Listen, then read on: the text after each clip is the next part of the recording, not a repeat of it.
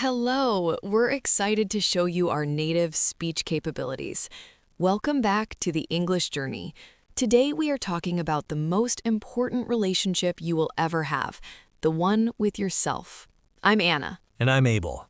Many of us feel like we are not enough, but today we want to help you see your true value using simple English. That is right. And if you are watching this video, we want you to know something right now, before we even begin. You are welcome here. Your English level does not matter. Your background does not matter. You are welcome here exactly as you are. I love that. And I think that is actually the perfect way to start talking about today's topic, because self-worth, which is our big theme for today, is exactly about that feeling. The feeling that you are welcome, that you belong, that you have value just as you are, right now, today. So let us start with a very simple question. What is self-worth? It's a big word, but the idea is simple. Self-worth means how much value you believe you have as a person. It's what you think about yourself deep inside your heart. And here's the most important thing we want you to understand today. Self-worth is not about what you do. It's not about how much money you make. It's not about how many people like your photos on social media. It is not about whether you speak perfect English or not. Exactly. Self-worth is about who you are, not what you do. This is a very important difference. Let me give you a simple example. Imagine a $100 bill, a brand new, clean, perfect $100 bill. It is worth $100, yes? Of course, $100 is $100. Now, imagine someone takes that same $100 bill and they drop it on the ground. They step on it, they fold it, they crumple it, they make it dirty and old and messy. Now, what is it worth? It is still $100. Nothing changed. Nothing changed at all. The bill looks different on the outside. It has had some difficult experiences, but its value did not change, not even 1 cent. And this is exactly how human beings work. You have value, real, deep, true value. And that value does not change because you made a mistake at work. It does not change because someone was unkind to you. It does not change because you forgot a grammar rule in English today. You are still worth $100. You are still completely valuable. I really needed to hear something like that when I was younger. I grew up in a house where love felt like it had conditions. Like if I did well in school, I was a good person. If I failed a test, I felt like a bad person. Not just that I did something wrong, but that I myself was wrong, that I was broken. That feeling you're describing, Abel, it has a name in psychology. It's called conditional self-worth. This means you only feel good about yourself when you meet certain conditions, when you succeed, when someone approves of you, when you get the right grade or the right job or the right number of followers online. Conditional self-worth is very fragile because conditions always change. Success comes and goes. People's opinions come and go. And if your sense of value depends on those things, then your happiness is always at risk. Exactly. And I think so many people in our audience feel this way. Whether you're learning English or starting a new job or trying to build a better life for yourself, there's often this quiet feeling underneath everything that says, I am not quite good enough yet.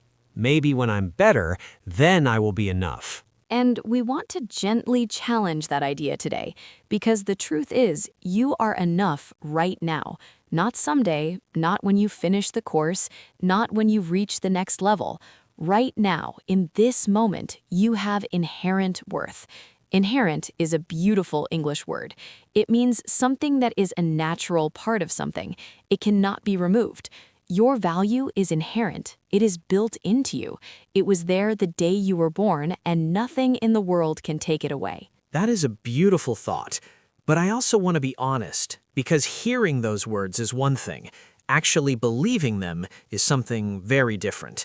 And I think a lot of people listen to encouraging messages like this and they think, okay, yes, that sounds nice, but deep inside, they still hear a different voice, a voice that disagrees.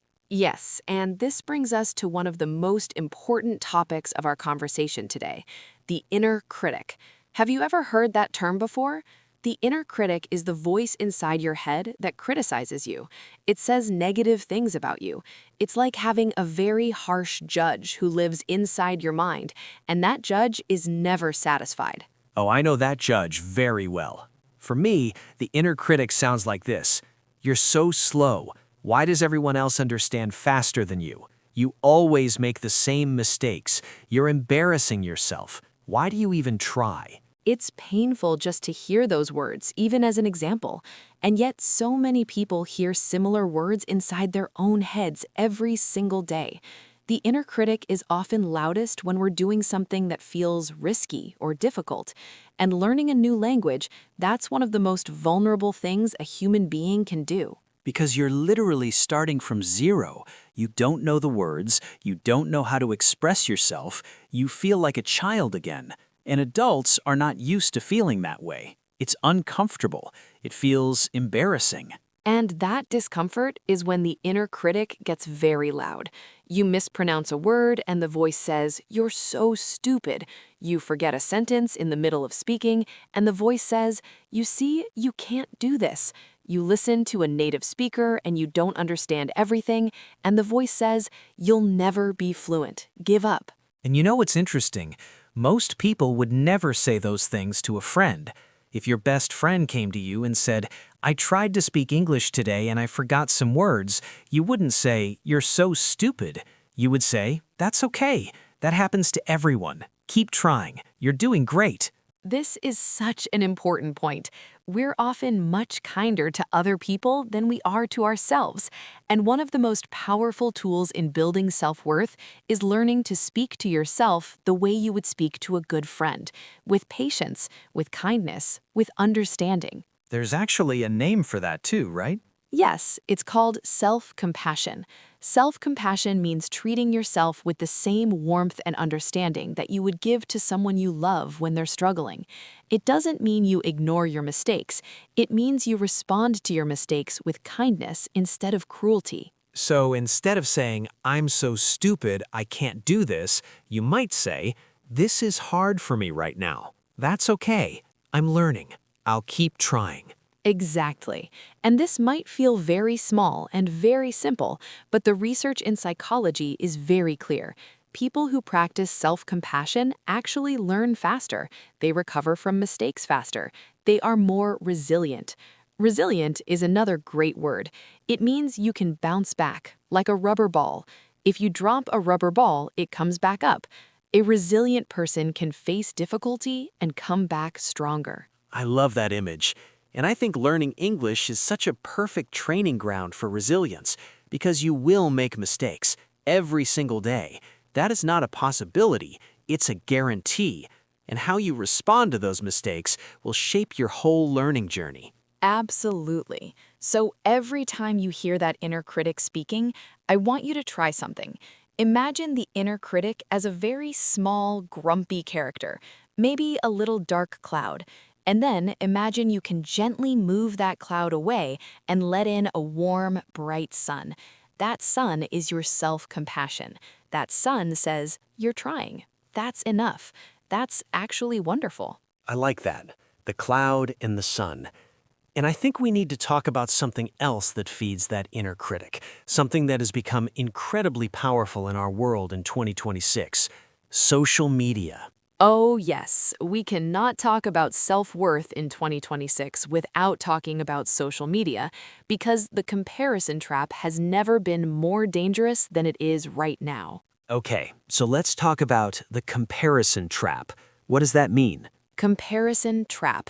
These two words together describe what happens when you look at other people's lives, usually online, and you compare yourself to them. And then you feel worse about yourself. You feel like you're behind, like you're less, like everyone else is doing better than you. I see this every day. You open your phone and you see someone's amazing vacation photos, or someone announcing their dream job, or someone speaking perfect English with no mistakes and 2 million followers. And then you look at your own life and you think, why is my life not like that? And the really important thing to understand is this. What you're seeing on social media is not real life. It's a highlight reel.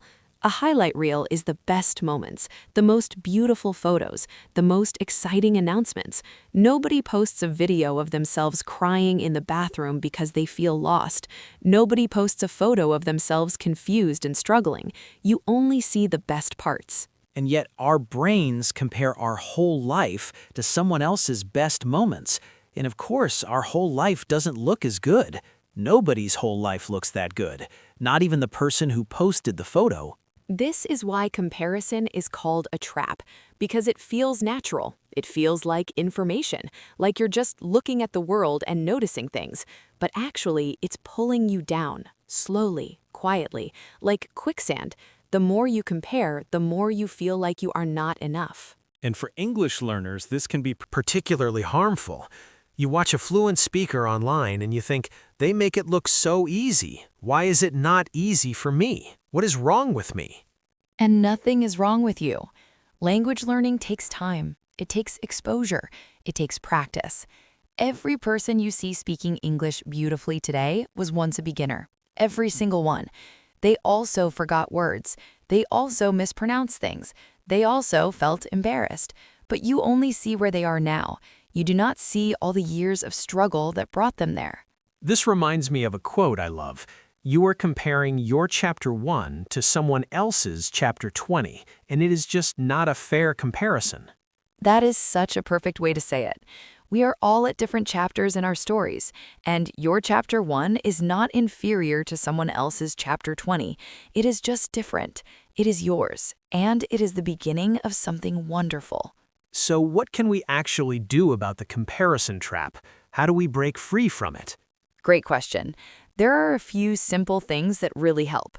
The first thing is to become aware of when you are comparing. Just notice it. Say to yourself, oh, I am comparing again. Just naming it gives you a little bit of power over it. The second thing is to remember the highlight reel. Remind yourself, I am not seeing the full picture. This is just the best moment, not the whole story. And the third thing? The third thing is to redirect your attention back to your own journey. Instead of asking, why are they so much better than me? Ask yourself, how am I better than I was last month, last year, last week? Because that is the only comparison that actually helps you grow. Your only competition is yesterday's version of yourself. I really believe that. And if you practice this, something very powerful begins to happen. You start to celebrate your own progress. You start to feel gratitude for your own journey, even with all its imperfections. And gratitude is one of the most powerful feelings for building self-worth. Okay, I want to now talk about something that took me a very long time to understand in my own life, and that is the difference between external validation and internal worth. Can you explain those terms, Anna? Of course. External validation means looking for approval from the outside, from other people. You want someone else to tell you you did well, you are good enough, I approve of you. And when they do, you feel good. But when they do not, you feel terrible. Your good feelings depend entirely on what other people think and say. And I lived like this for years. I needed my teachers to praise me. I needed my friends to approve of my choices. I needed people online to like my posts. And if they did not, if my post got only 3 likes, I felt like a failure, like something was deeply wrong with me. This is very common, especially for people who grew up in environments where love and approval felt uncertain. When we do not feel secure in our own value, we go looking for it in other people. We become emotionally dependent on their reactions. And the problem is, other people's reactions are completely outside of our control. People are busy. People have their own problems. Sometimes they do not say anything, not because they think badly of you, but because they are distracted or tired. And if your sense of self-worth depends on their response, you are always at the mercy of something unpredictable. Internal worth is completely different. Internal worth means your sense of value comes from inside you. It does not require anyone else's approval. You do not need a trophy or a compliment or 1,000 likes to feel that you are enough. You already know it. You feel it from within. That sounds wonderful, but how do you build that? How do you move from needing external validation to having internal worth? It's a process. It does not happen overnight. But some of the most important steps are first, noticing when you are seeking external validation, catching yourself waiting for someone's approval before you feel okay about yourself. Second, asking yourself what you think, not what they think. What do I think about what I did? Was I kind? Was I honest? Did I try my best? Those are the real questions. And third? And third, beginning to build what we call a relationship with yourself, spending time with your own thoughts, learning what you value, what matters to you, not what matters to your parents or your culture or social media, what matters to you deep in your heart. Because the more you know yourself, the less you need someone else to define you. This is also connected to setting boundaries, I think, because people who rely on external validation often have a very hard time saying no. They're so afraid of disappointing people or losing approval that they say yes to everything, even things that hurt them. Absolutely. And boundaries is our next big topic. A boundary is a limit. It's a line you draw to protect your energy, your time, your peace of mind, and your emotional health. Boundaries are not selfish. Boundaries are actually a form of self-respect. I think a lot of people, especially people from cultures where respect and community are very important, feel guilty about saying no. They feel like saying no means they are a bad person, or an unhelpful person, or selfish. And I understand that feeling. Many of us were raised to believe that a good person always says yes, always helps, always gives. But here's the truth. If you always say yes to others and never say yes to yourself, you will eventually have nothing left to give. You cannot pour from an empty cup. I love that. You cannot pour from an empty cup. That is so true. And in English, there are some very simple and polite ways to say no. We should practice some of those today, because for many of our listeners, English is also a tool for protecting their peace. Yes, absolutely. Here are a few simple and natural phrases for setting boundaries. You can say, "I'm sorry, but I can't do that right now." That is very polite. You can also say, "Thank you for thinking of me, but I need to say no this time." That is warm but clear. You can say, "I don't have the energy for that today." This is very honest and real. You can also say, "That doesn't feel right for me." You don't even need to explain further. And for learners who are worried about being too direct in English, here's something important to know. In many English-speaking cultures, saying no clearly but kindly is actually considered very mature and respectable. It's not rude, it shows self-awareness. That's right. And here's a beautiful truth about boundaries. When you set a healthy boundary, the right people in your life will respect it. And the people who get very angry when you say no, those people were probably benefiting from you not having boundaries. That anger is actually information. Wow, that's a powerful observation. The people who respect your no are the people who truly respect you. Exactly. And every time you successfully set a boundary, even a small one, you send a message to yourself. You say, "My needs matter. My peace matters. I matter." And that's building self-worth in a very real and practical way. Okay, I want to now talk about something that took me a very long time to understand in my own life, and that is the difference between external validation and internal worth. Can you explain those terms, Anna? Of course, external validation means looking for approval from the outside, from other people. You want someone else to tell you you did well, you are good enough, I approve of you. And when they do, you feel good. But when they do not, you feel terrible. Your good feelings depend entirely on what other people think and say. And I lived like this for years. I needed my teachers to praise me. I needed my friends to approve of my choices. I needed people online to like my posts. And if they did not, if my post got only 3 likes, I felt like a failure, like something was deeply wrong with me. This is very common, especially for people who grew up in environments where love and approval felt uncertain. When we do not feel secure in our own value, we go looking for it in other people. We become emotionally dependent on their reactions. And the problem is, other people's reactions are completely outside of our control. People are busy. People have their own problems. Sometimes they do not say anything, not because they think badly of you, but because they are distracted or tired, and if your sense of self-worth depends on their response, you are always at the mercy of something unpredictable. Internal worth is completely different. Internal worth means your sense of value comes from inside you. It does not require anyone else's approval. You do not need a trophy or a compliment or 1,000 likes to feel that you are enough. You already know it. You feel it from within. That sounds wonderful, but how do you build that? How do you move from needing external validation to having internal worth?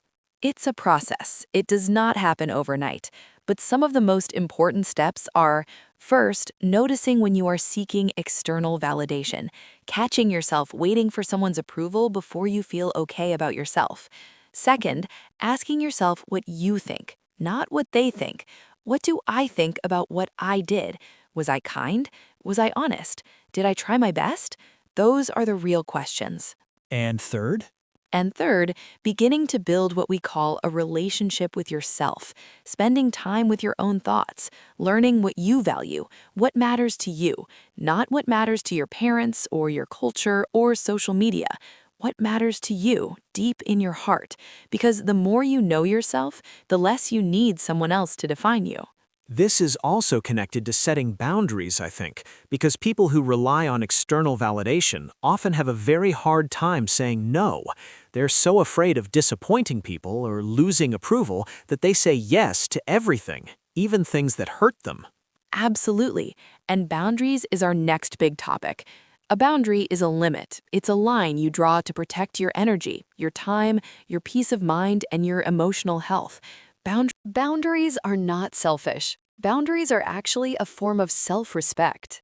I think a lot of people, especially people from cultures where respect and community are very important, feel guilty about saying no. They feel like saying no means they are a bad person, or an unhelpful person, or selfish. And I understand that feeling. Many of us were raised to believe that a good person always says yes, always helps, always gives. But here's the truth. If you always say yes to others and never say yes to yourself, you will eventually have nothing left to give. You cannot pour from an empty cup. I love that. You cannot pour from an empty cup. That is so true. And in English, there are some very simple and polite ways to say no. We should practice some of those today, because for many of our listeners, English is also a tool for protecting their peace. Yes, absolutely. Here are some simple and natural English phrases for setting boundaries. You can say, "I'm sorry, but I can't do that right now." That is very polite. You can also say, "Thank you for thinking of me, but I need to say no this time." That is warm but clear. You can say, "I don't have the energy for that today." This is very honest and real.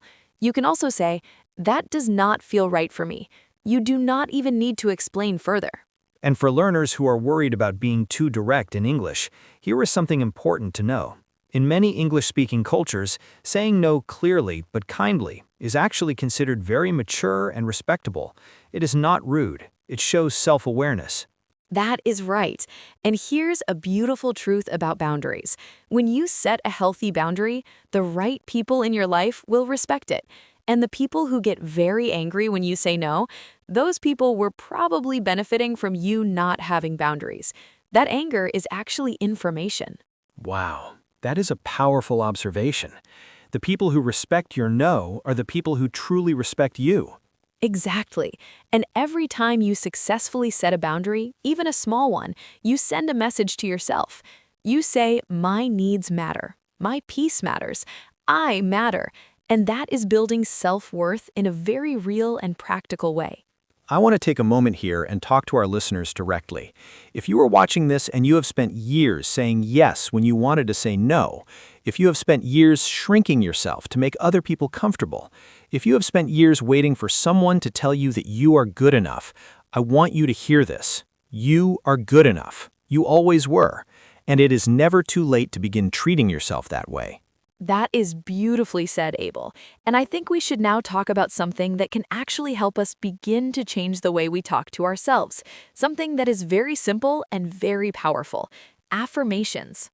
Affirmations. I have heard this word a lot, but I want to make sure our listeners understand what it means. Can you explain it simply?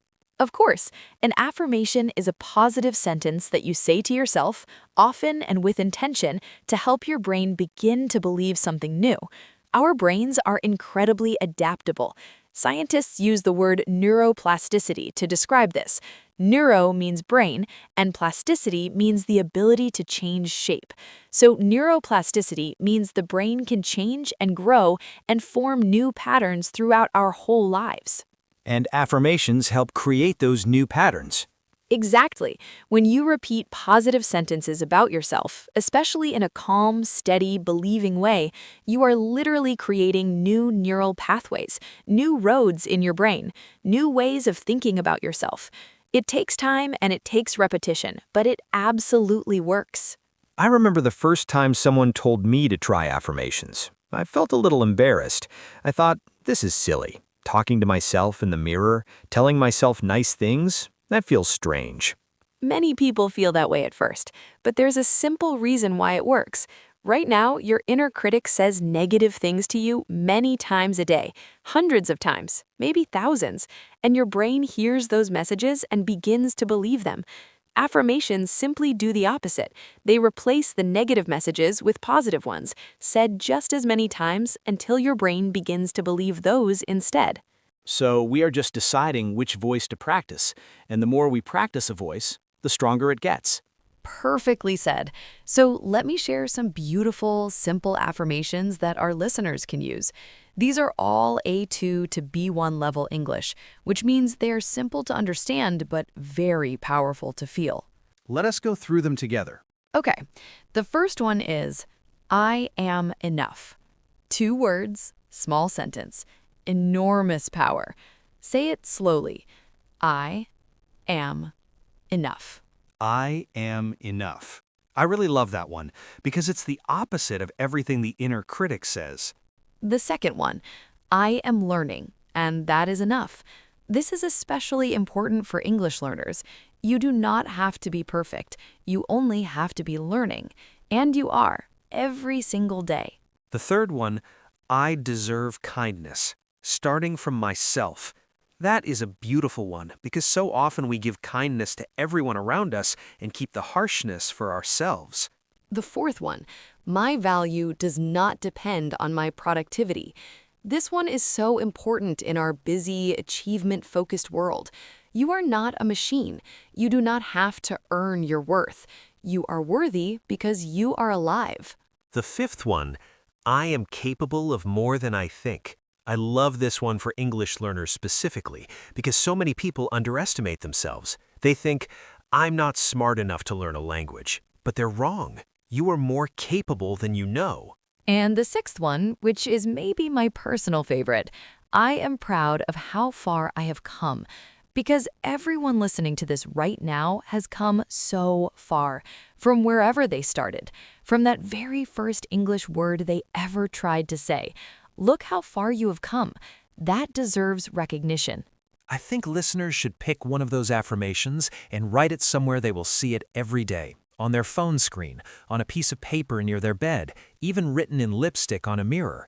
Say it every morning. Say it every night. Give it 30 days and notice what changes. And don't worry if it feels strange at first, or if you don't fully believe it yet. That's completely normal. You are practicing, and practice always comes before belief. You don't wait to believe before you start. You start, and belief grows from there. This connects perfectly to something I want to talk about next, self-worth and English learning, because I think these two things are deeply connected. They absolutely are. Learning a new language requires enormous vulnerability. Vulnerability means you are open to being seen in an incomplete or imperfect state, and that's scary. Most adults deeply fear embarrassment. They fear being judged. They fear looking stupid. And when you are learning English, you will look stupid sometimes. I'm being honest. You will say something wrong. You will use the wrong word. You will think you said one thing and you actually said something completely different, and someone might laugh or look confused. In that moment, feels terrible. It does. And in that moment, the inner critic attacks, and your self-worth takes a hit. But here's what we want you to practice. In that moment of mistake, instead of collapsing into shame, try to say something to yourself like this. This mistake is evidence that I am trying, and trying is brave. I am brave.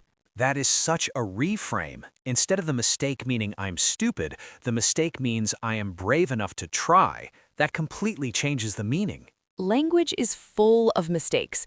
Every fluent speaker made millions of mistakes on the way to fluency. The difference between someone who becomes fluent and someone who gives up is not intelligence. It's how they relate to their mistakes. People who become fluent make friends with their mistakes. They say, "Thank you, mistake. You just taught me something." I remember a specific moment when this clicked for me. I was trying to order food at a restaurant, and I said something completely wrong. I used the wrong word. The waiter looked confused. Other people at nearby tables glanced over, and I felt my face go completely red. What did you do? In the past, I would have died inside. I would have been quiet for the rest of the day. I would have told myself I was hopeless at languages. But this time, because I had been working on my self-worth, I laughed, a genuine laugh. I said, "Oh, wrong word. Let me try again." And I tried again, and I got it right, and the waiter smiled, and I felt actually proud, not ashamed, proud. That is such a beautiful and real example.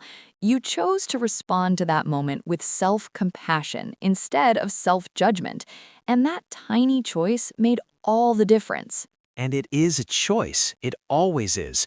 The mistake is not a choice, but how you respond to it, that's completely yours. And this brings us to one of my favorite parts of our conversation today, small wins, the power of celebrating tiny progress. I love this topic because I think our culture is very focused on big achievements, big goals, life-changing moments. But the reality of growth, whether in self-worth or in English or in anything else, is that it happens in tiny, quiet, almost invisible steps. Research in positive psychology confirms this. The brain releases dopamine, which is a feel-good chemical, when it registers a win, even a very small win. So the habit of noticing and celebrating small wins actually trains your brain to feel more motivated, more confident, and more positive about yourself. So a small win might be, today I listened to this podcast in English for 20 minutes and I understood most of it. That's a win. Celebrate it. Or, today I tried to say one new English word, even if I was nervous. That's a win. Celebrate it.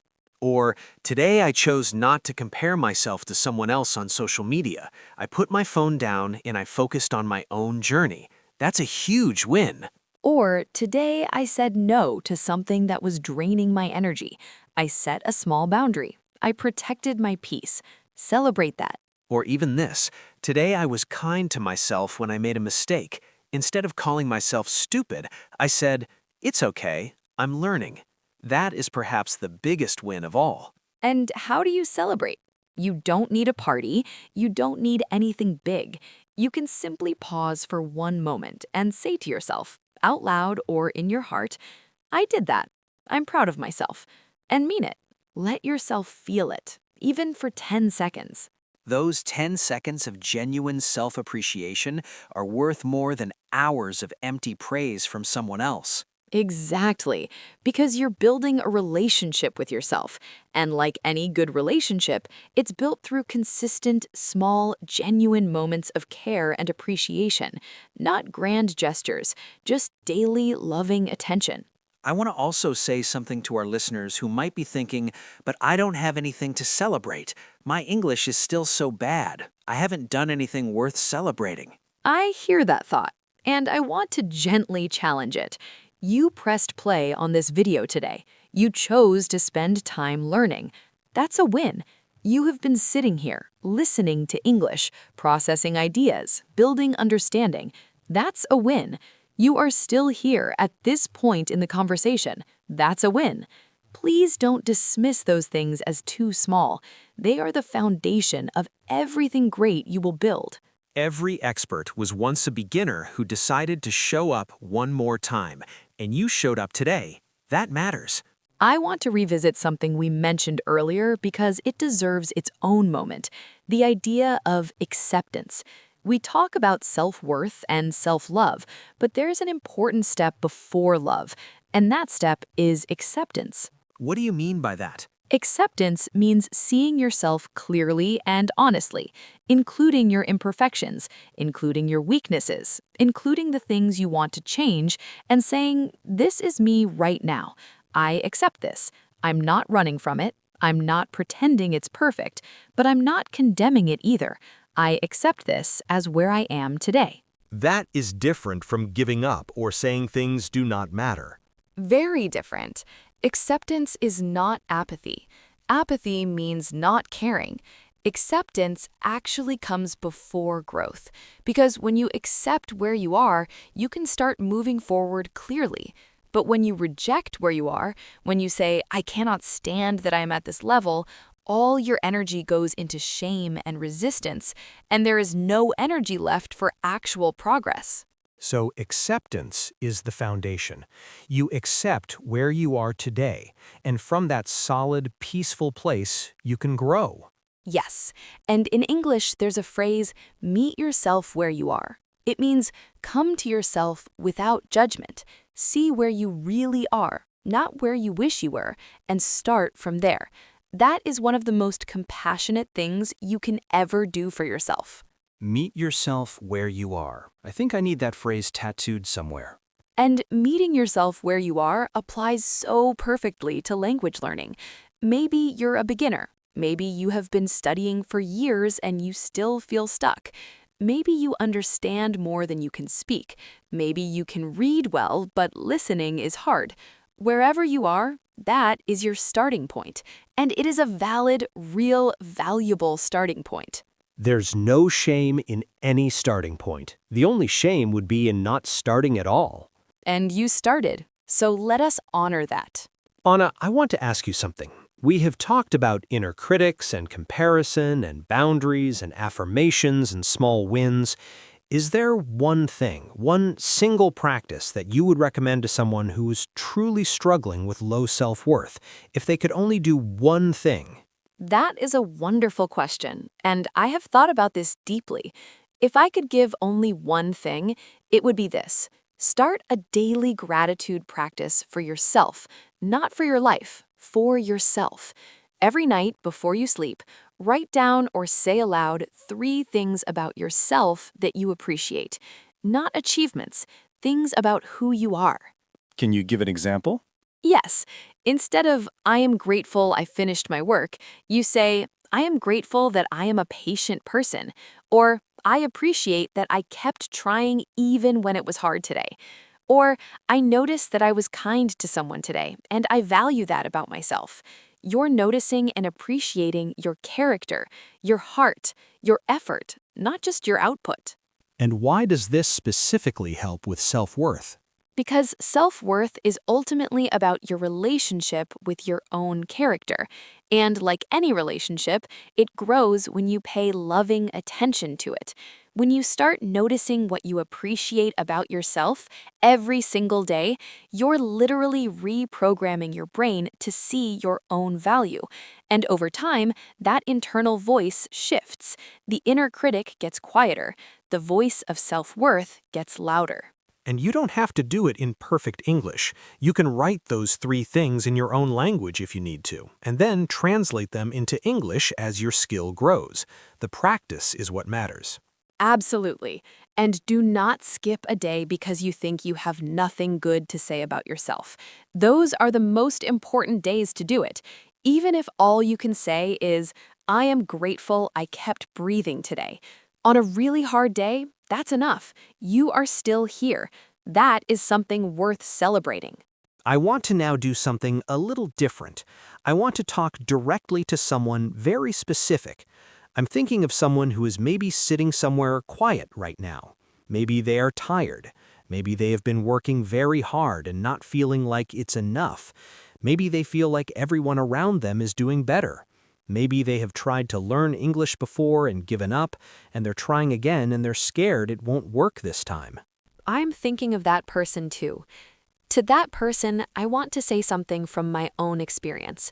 I know what it is to feel like you're always behind, like no matter how hard you try, you're always almost good enough, but not quite.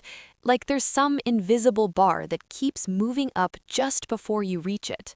And that feeling is exhausting. It's one of the most exhausting feelings in the world, the constant running and never arriving. And I want to tell you something that took me many years to understand.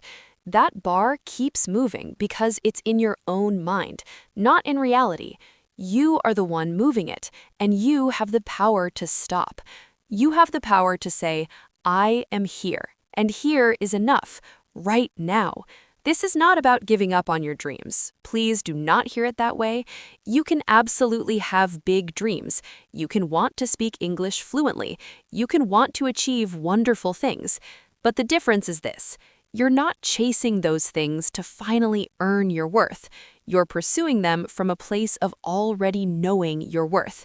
You already have value, and these achievements are just beautiful expressions of that value, not the source of it. Chase your dreams from fullness, not from emptiness. Chase them because you love growing, not because you hate where you are. And when you learn English from a place of self-worth, something incredible happens. Your learning accelerates. You aren't paralyzed by fear of mistakes. You try more, you speak more, you practice more. You enjoy the process instead of dreading it.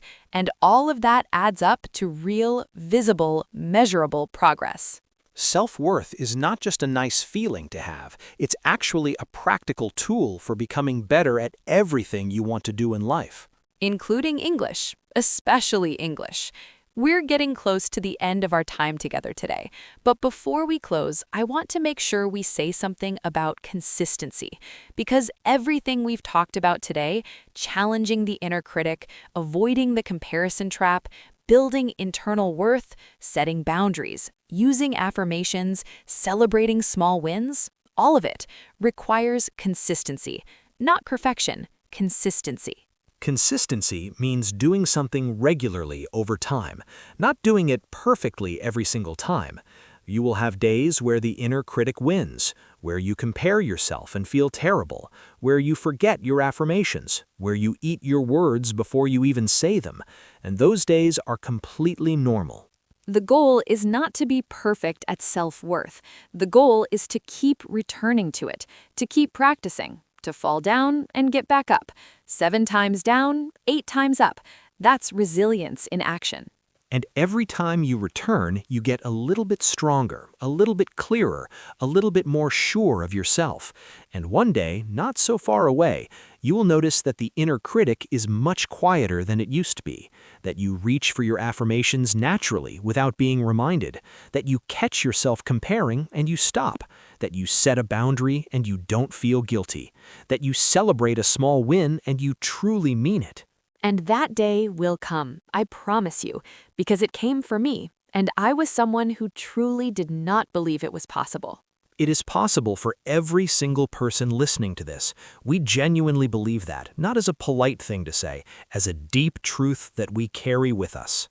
So, let's talk about what you can do today, right now, after this video. Yes, here are 3 simple actions, just 3. First, choose one affirmation from today's list. Write it down somewhere you will see it. Say it to yourself tonight before you sleep and tomorrow when you wake up. Second, take 2 minutes today to think of one person in your life who drains your energy, and think about one small, gentle boundary you could begin to set with that person. You don't have to take action today, just think about it. Just begin to see where a boundary might help you.